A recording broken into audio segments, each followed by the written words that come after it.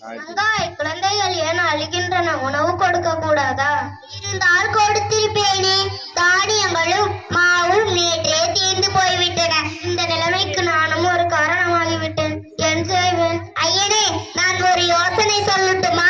சொல்லுங்கள். நீ சொல்லும் யோசனையா நம் குழந்தைகள் பசி நீங்கட்டும். கொல்லிமலை அரசர் வள்ளிமோரியை சென்று கண்டு வாருங்கள். அள்ளி கொடுக்கும் வள்ளல் என்று எல்லோரும் கூறுகிறார்களே. ஆம், நானும் கேள்விப்பட்டுள்ளேன். வீரத்திலும் கொடைத்திறத்திலும் சிறந்தவர். இப்பொழுதே செல்கிறேன். சென்று வாருங்கள். தாங்கள் வரும் வழி நோக்கி எங்கள் விழிகள் பார்த்திருக்கும்.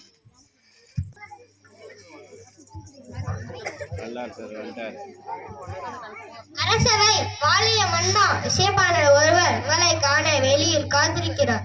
தடுக்காதே, அவரை விரைந்துள்ளே அனுப்புக.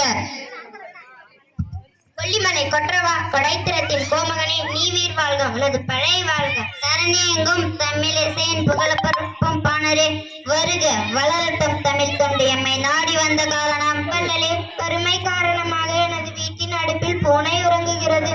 தமிழ் பரப்பும் பாணரே, உமது நிலை என்னை வருத்தம் விளைச் செய்கிறது. உணவின்றி என் இல்லால் விருந்து கிடக்கிற பிள்ளைகளோ காற்றை உண்டு கண்ணில் உயிரை தேங்கியபடி இருக்கின்றன. கலக்க வேண்டாம் பாணரே, வறுமையை போக்குவது என் பொறுப்பு. மரம் படுத்து எல்லோருக்கும் பயன் தருவது போல என் துயர்த்துடைத்து உதவுங்கள்.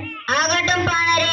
அமைச்சரே, வாருங்கள். இப்பாணரின் குடும்பம் பல தலைமுறைகள் வாழ வழி செய்திருங்கள். தங்கள் ஆடுபடி செய்கிறேன்.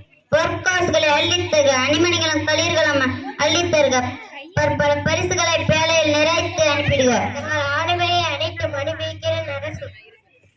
கற்ற கல்வி அறியாமல் அகற்றுதல் போல உற்ற துயர் துடைக்கும் வள்ளலில் உங்களின் குன்றா புகழ் கொடைப்பண்பு உங்க வாழ்க வாழ்க, நீ வீர் வாழ்க. போய் வாரும் பாணரே, நீரும் உமது சுற்றத்தாரும் குறைவேண்டி நீடுழி வாழ்க.